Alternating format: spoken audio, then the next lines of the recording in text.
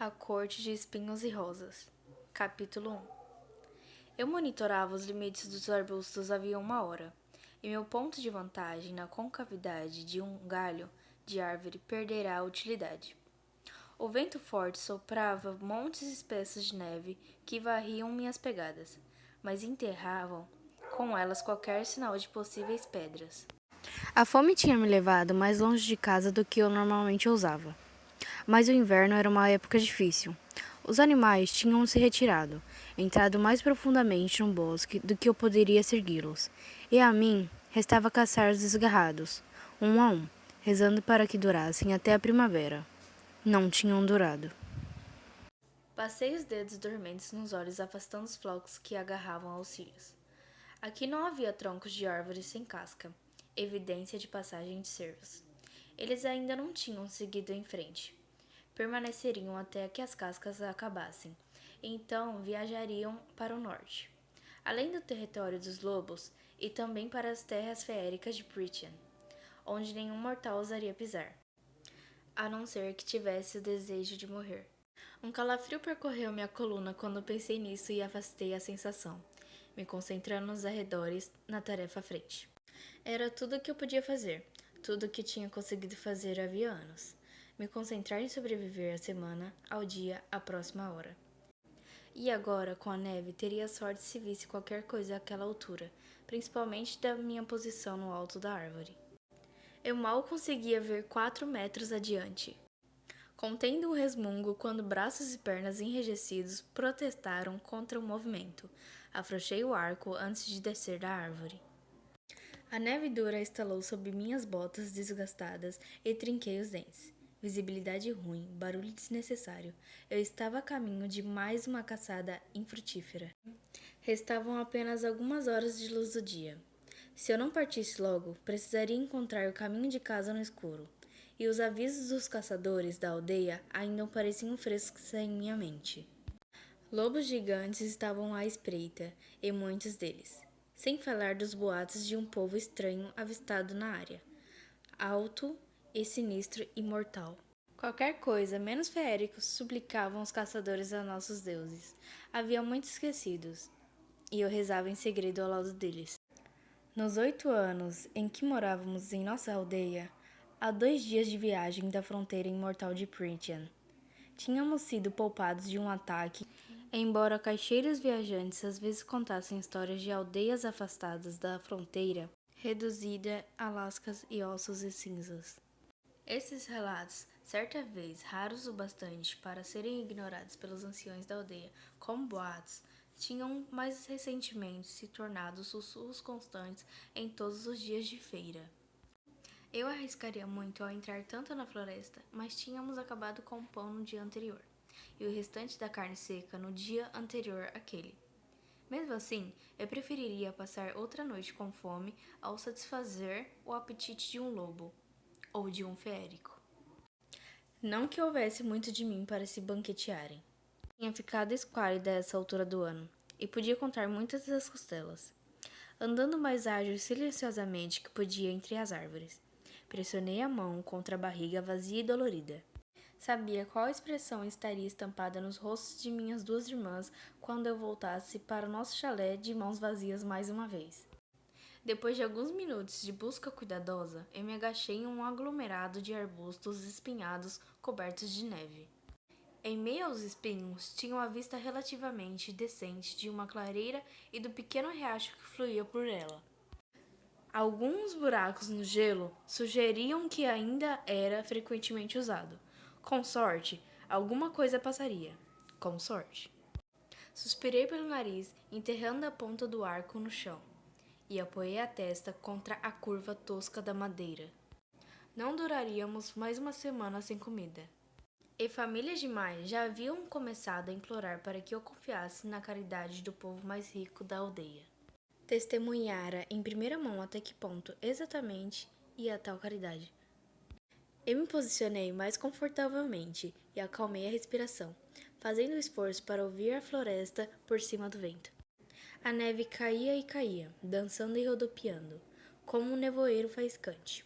O branco era fresco e limpo contra o marrom e o cinza do mundo. E, apesar de não querer, apesar de ter braços e pernas dormentes, silenciei aquela parte inquieta e maligna de minha mente, a fim de observar o bosque coberto pelo véu de neve. Houve um tempo em que para mim era instintivo desfrutar o contraste da grama nova contra o solo escuro e revirado. Ou um broche de ametista aninhado em dobras de seda esmeralda. Houve um tempo em que eu sonhava e respirava e pensava em cores e luzes e formas.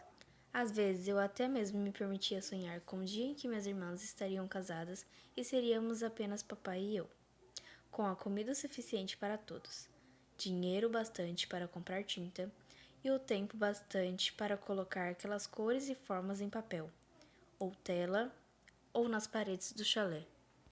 Um sonho que provavelmente não aconteceria tão cedo, talvez nunca. Então, me restava roubar um momento como aquele, admirar o brilho da luz pálida do inverno sobre a neve. Não conseguia me lembrar da última vez em que tinha parado, a fim de admirar qualquer coisa linda ou interessante.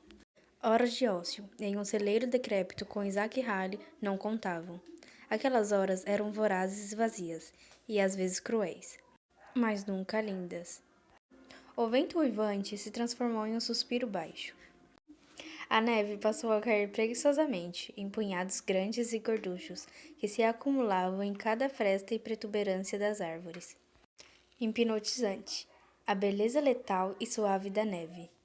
Eu me encolhi diante do pensamento de precisar voltar para as estradas lamacentadas e congeladas da aldeia, para o calor abafado do nosso chalé. Arbustos farfalhavam na clareira. Cercar o arco foi uma questão de instinto. Olhei entre os espinhos e prendi o fôlego. A menos de 30 passos estava uma pequena corça, ainda não muito magricela, devido ao inverno, mas desesperado o suficiente para arrancar a casca de uma árvore na clareira. Uma corça como aquela poderia alimentar minha família durante uma semana ou mais. Minha boca se encheu d'água. Silenciosa como o vento que ciciava entre as árvores mortas, mirei. Ela estava tão distraída, tão alheia ao fato de que a própria morte esperava a metros de distância.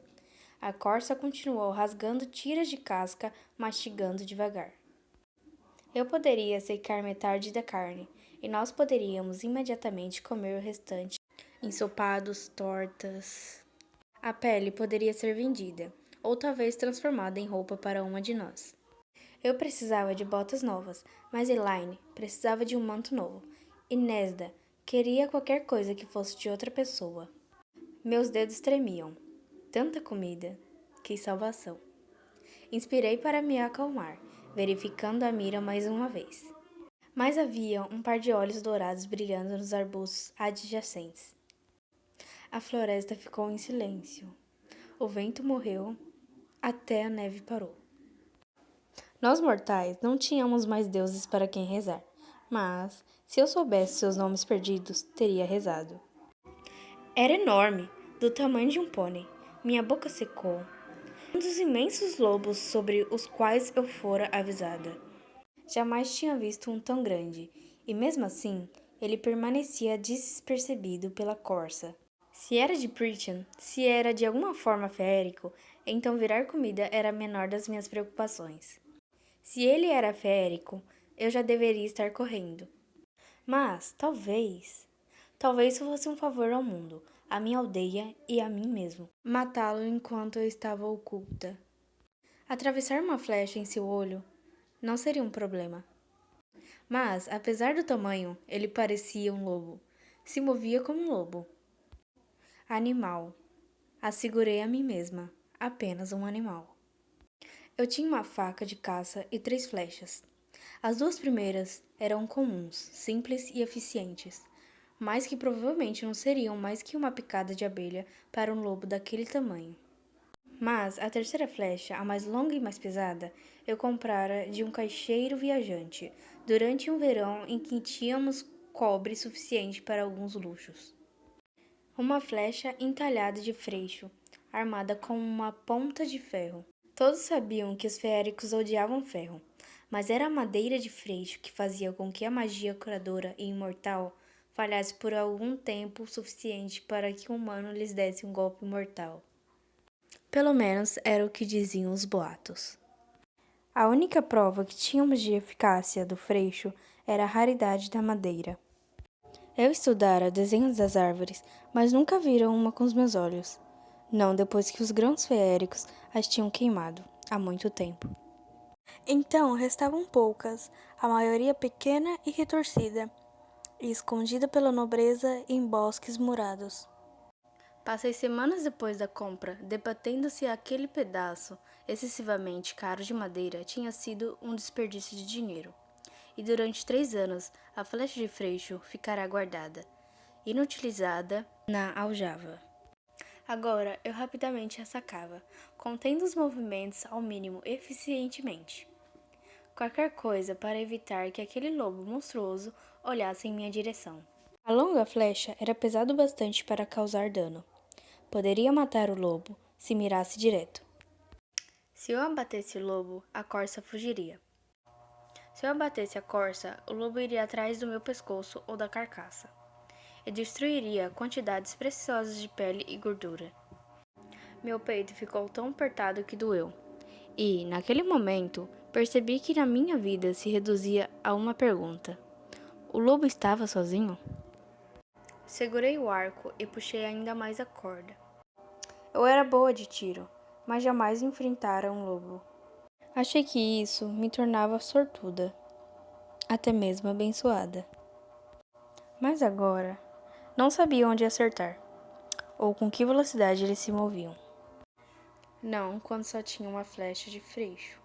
E se houvesse, de fato, o coração de um férico batendo sob aquele pelo, então que morresse.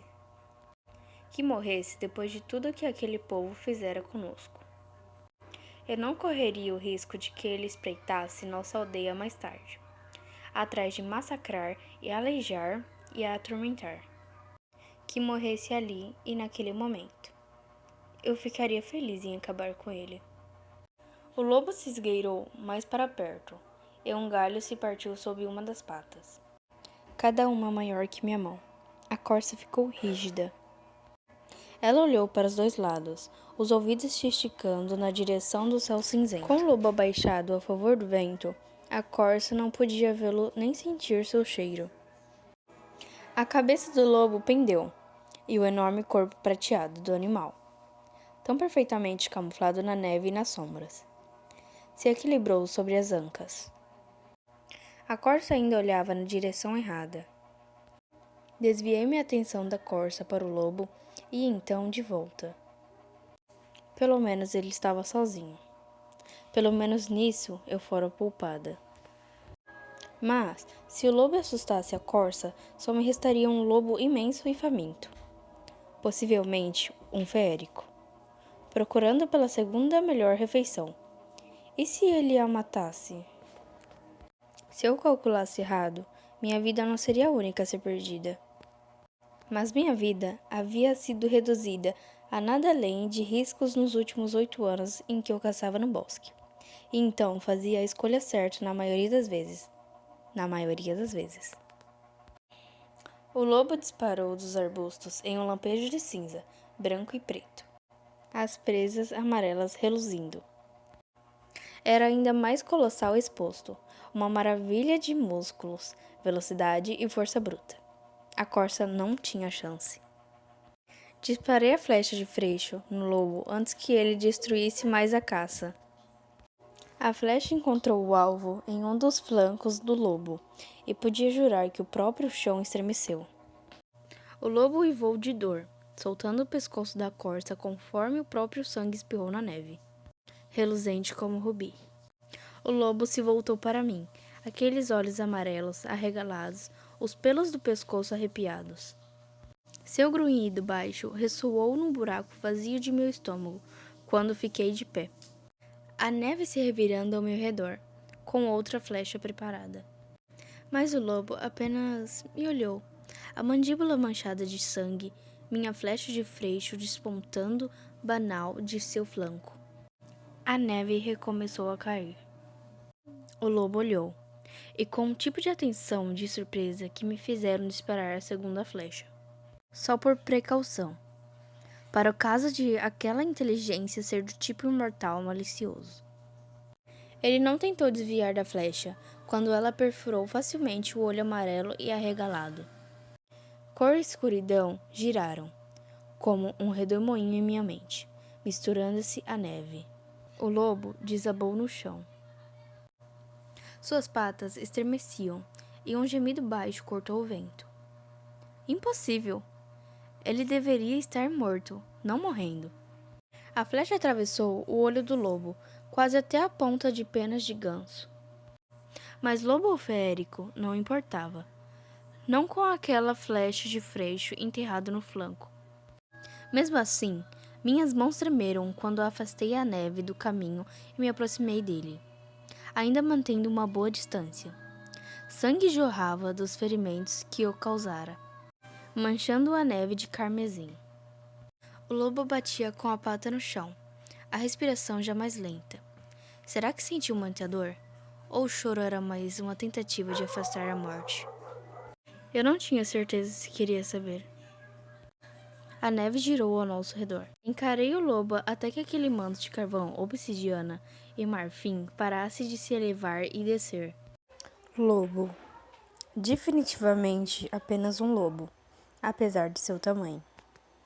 O aperto em meu peito diminuiu, e meu fôlego se condensou diante de mim quando suspirei.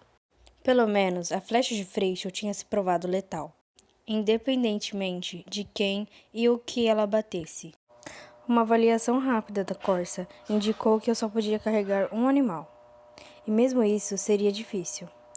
Mas era uma pena deixar o lobo, embora tivesse dispersado minutos preciosos.